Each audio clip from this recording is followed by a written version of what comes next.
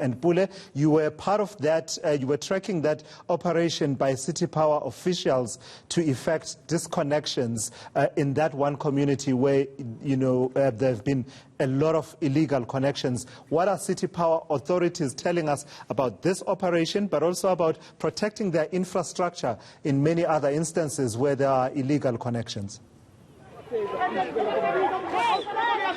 Well, definitely, Tulas, and what they're saying is that what this does is that illegal connections are the reason behind unplanned outages. So basically, when there's a lot of informal settlements connecting illegally, it affects neighboring communities, and in turn, they have outages as well. But also, what they've highlighted is that this is not only a concern for the neighboring communities, but for the municipality as well, which is costing millions. Now, joining me right now is Isaac Mangena, Johannesburg City Power spokesperson, who's going to be giving us more detail about this. Mr. Mangena, thank you very much for joining us on ENCA this morning.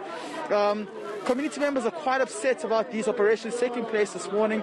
In fact, they've threatened to rebel. Yeah, it's unfortunate that it has to come to this. I mean, it's a situation that even ourselves as the city, we cannot basically deal with because of the problems that come with illegal connections. We've been dealing with outages across the city of Johannesburg yesterday. In fact, since the winter started, because of the overloading of our network due to these illegal connections, and that's why we have and we are still going to intensify the cut-offs, this kind of operations across the city of Johannesburg. Kanana is one of those hotspots where we have identified to ensure that we do these cut-offs of illegal connections. Let's talk about the household which was found with cables that were supposedly going to be used to connect electricity illegal. Has that suspect been apprehended?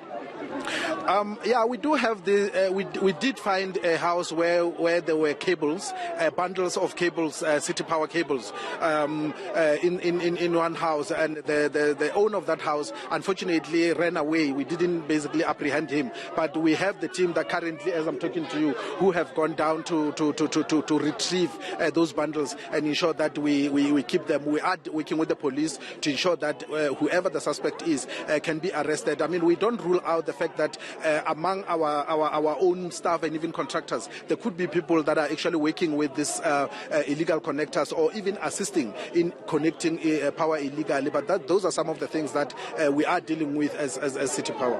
Mr. Mangena, just before I let you go, municipalities such as City of Tshwane, City of Johannesburg are running a shortfall in terms of revenue and in terms of paying bulk suppliers such as Rand Water and of course Eskom. This in turn means you could also be affected in terms of generating electricity into other households. This, as a matter of fact, has been a concern that has been going on for quite some time. How much are you losing as well in terms of money? As City Power, we are losing at least 2 billion a year in lost revenue, which among others include illegal connections. So that's a lot of money that we could actually reinvest in service delivery for the people of the city of Johannesburg, but we are not, because we're losing it in terms of these kind of problems that we're having of illegal connections, but also even in terms of losing, even in terms of replacing some of the bent out transformers and mini substations that we have to replace, but even also issues of overtime in terms of the manpower to go and deal with issues with unplanned outages. Right, thank you very much for joining us, Mr. Mangena. Thank you. All right, there you go, Tulas.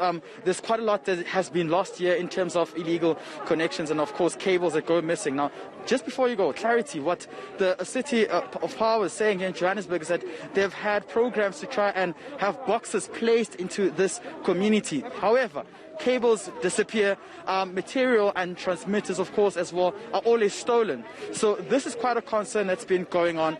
Residents, on the other hand, are saying they're bearing the brunt of these operations. They know nothing.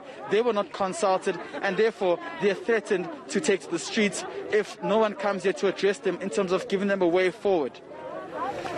Sure, that's ENCA's Pule Litchwiti there with that update of that operation by City Power to connect illegal electricity connections in the area of Midrand and Rabie Ridge. As you can see, the members of the SANDF on the ground to support the SAPS as part of backing up that operation.